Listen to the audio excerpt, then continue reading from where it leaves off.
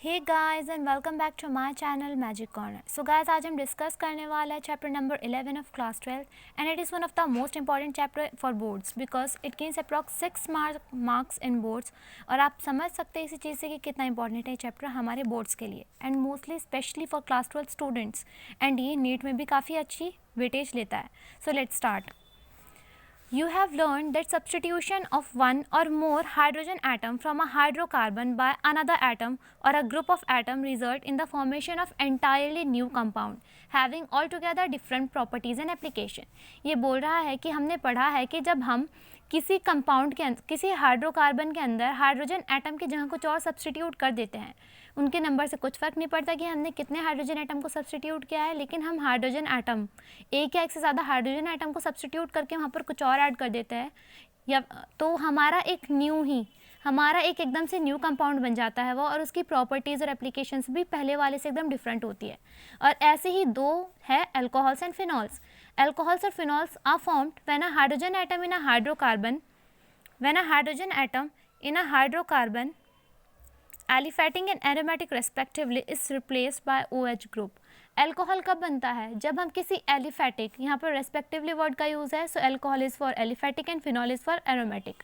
सो alcohol कब बनता है? जब हम किसी एलिफेटिक हाइड्रोकार्बन के अंदर हाइड्रोजन एटम को रिप्लेस करके उसकी जगह OH ग्रुप लगा देते हैं तो हमारा बन गया अल्कोहल। और अगर एलिफेटिक की जगह हमने एरोमेटिक में हाइड्रोजन एटम को रिप्लेस कर OH लगा दिया ग्रुप, सो वो बन गया phenol. These classes of compound find wide application in usually. Aromatic का मतलब क्या होता है? बेंजीन। एरोमेटिक मतलब बेंजीन रिंग ही होती है। These classes of compound find wide application in industry as well as in day to day life।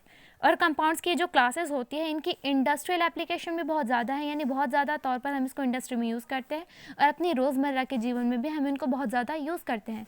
For instance, you have ever notice that ordinary spirit use for polishing would and furniture is chiefly a compound containing hydroxyl group ethanol. Guys, अब हमें पता होना चाहिए that what is hydroxyl group. So guys, ये जो OH group होता है हमारा, OH ग्रुप यही होता है हमारा हाइड्रोक्साइल ग्रुप। सो गाइस, यही हमारा हाइड्रोक्साइल ग्रुप होता है।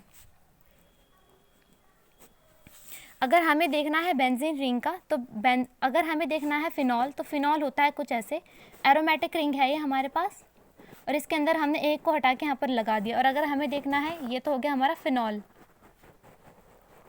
और गाइस, अगर हमें देखना है अपना अल्कोहल, तो अल्कोहल के लिए हम सिर्फ एक साइकिल ले लेते हैं, ये कोई एरोमेटिक रिंग नहीं है। चलिए, अगर आप कंफ्यूज जाएंगे तो इसको कैंसिल करके हम दूसरा लेते हैं, CH3 तो सबको पता होगा, CH3OH लेंगे हम, जिसमें 3 जगह तो हाइड्रोजन है और हमने एक जगह इस हाइड्रोजन को रिप्लेस करके यहाँ पर OH, ये है methanol. So guys, I hope आपको ये क्लियर हो गया होगा कि क्या होता है अल्कोहल एंड क्या होता है phenol. For instance, you have ever noticed that ordinary spirit used for polishing wooden furniture is chiefly a compound containing hydroxyl group। और आपने ये नोटिस भी करा होगा कि हम जिस ऑर्डिनरी स्पिरिट से अपने वुडन फर्नीचर को, अपने लकड़ी के जो फर्नीचर है उनको पॉलिश करते हैं और उनके अंदर एकदम नई जैसे चमक आ जाती है, तो वो क्या होता है ऑर्डिनरी स्पिरिट? वो होता है इथेनॉल, एंड उसके अंदर भी हाइड्रोक्साइल ग्रुप होता है।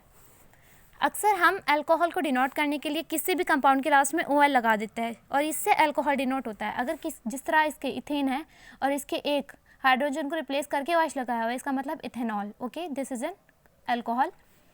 See the sugar we eat, the cotton used for fabrics, the paper we use for writing, all are just made up of compound containing OH groups। जो भी हम शुगर खाते हैं, हम जो भी अपने कपड़ों में कॉटन पहनते हैं और हम अपने लिखने के लिए जो पेपर यूज़ करते हैं, इवन ये जो NCERT का पेज है इसके अंदर भी एक ऐसा कंपाउंड है जिसके अंदर OH ग्रुप प्रेजेंट है। और यही सब चीज़ है कि पेपर के बगैर, हम नोटबुक के बगैर, बुक्स, इन सब के बगैर अपनी लाइफ इमेजिन नहीं कर सकते। तो आप समझ सकते हैं कि OH ग्रुप यानी अल्कोहल ग्रुप का कितना इंपॉर्टेंस है। यहाँ तक सिर्फ यही चीज़ बताई हुई है, सो लेट्स स्किप इट। अब यहाँ पर हम आ जाते हैं अपने काम की बात पर। An alcohol contains one or more hydroxyl OH group directly attached to carbon atom of an aliphatic system CH3OH, while a phenol contains OH group directly attached to carbon atom of an aromatic system C6H5OH। Alcohol में क्या होता है? एक या एक से ज़्यादा hydroxyl group directly carbon atom पे अटैच होता है ऑफ एलिफेटिक सिस्टम।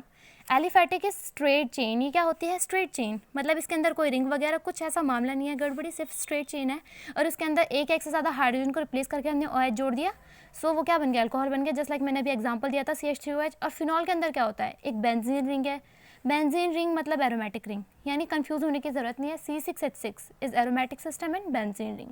इसके अंदर हमने उसको किसी एक या एक से ज़्यादा हाइड्रोजन को हटा के वहाँ पर OH ग्रुप जोड़ दिया, तो ये क्या बन गया? हमारा फिनॉल बन गया। सिंपल सी बात है। Substitution of a hydrogen atom in a hydrocarbon by an alkoxy और aryl group ARO yields another class of compound known as ethers। और अब हमने क्या करा है? एक हाइड्रोजन कार्बन में हाइड्रोजन को हटा के वहाँ पर एल्कोक्सी या फिर एरिल ग्रुप लगा दिया। सबसे पहले ईथर होता क्या है? सो इस ईथर को हम इससे डिनोट करते हैं। ईथर को ROR, ये होता है हमारा ईथर। इस हम ईथर को डिनोट करते हैं। तो हमने क्या करा है कि एक स्ट्रेट चेन ले ली, हाइड्रोकार्बन ले लिया और उसकी जगह एक हाइड्रोजन को हटा के हमने OH लगा दिया। अगर एरोमेटिक रिंग है तो एरोमेटिक रिंग में हाइड्रोजन को हटा के O लगा दिया।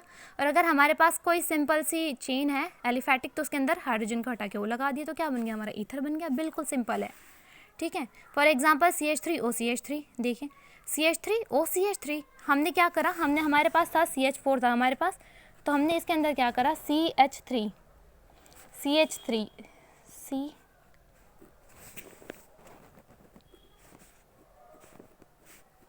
यहाँ पर हमने एक और कार्बन जोड़ दिया। ओके, नहीं, यहाँ पर हमने ऑक्सीजन लगा दिया। इसके हमने 2 वैलेंसीज हटा दी एंड हमने यहाँ पर ऑक्सीजन लगा दिया और इसके अगेन हमने फिर अगेन CH3 कर दिया। तो कितना सिंपल है, इसकी 2 वैलेंसीज कंप्लीट हो गई है और फिर CH3, तो ये क्या बन गया? यानी हमने इसके अंदर एक मिथॉक्सी ग्रुप जोड़ दिया है, दैट इज OR, ये ऑक्सीजन एंड ये एल्काइल ग्रुप। तो हमारा क्या बन गया? ईथर बन गया। और इसका एग्जांपल ये है, इसको बोलते हैं हम डाइमिथाइल ईथर। सिंपल है, 2 मिथाइल है और ईथर है, ठीक है, तो क्या है? Dimethyl ether. You may also visualize ethers as compound formed bye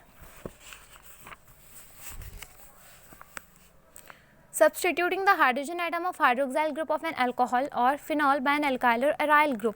हम ये भी क्या नोटिस कर सकते हैं? हम नोटिस कर सकते हैं कि जो ईथर्स होता है वो ऐसे कंपाउंड होते हैं जो कि किसी अल्कोहल या फिर किसी फिनॉल में एल्काइल या फिर एराइल ग्रुप को सब्सटीट्यूट कर दो, यानी हाइड्रोजन को सब्सटीट्यूट करके उनकी जगह ये ऐड कर दो, तो क्या बन जाएगा? हमारा ईथर बन जाएगा।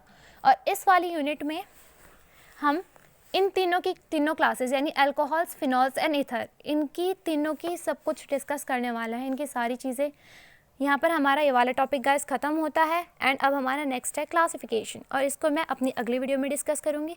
अगर आपको हमारी वीडियो अच्छी लगे तो हमारे चैनल को हमारी वीडियो को लाइक, कमेंट एंड शेयर करें और हमारे चैनल मैजिक कॉर्नर को सब्सक्राइब करना ना भूलें। Thank you and have a nice day.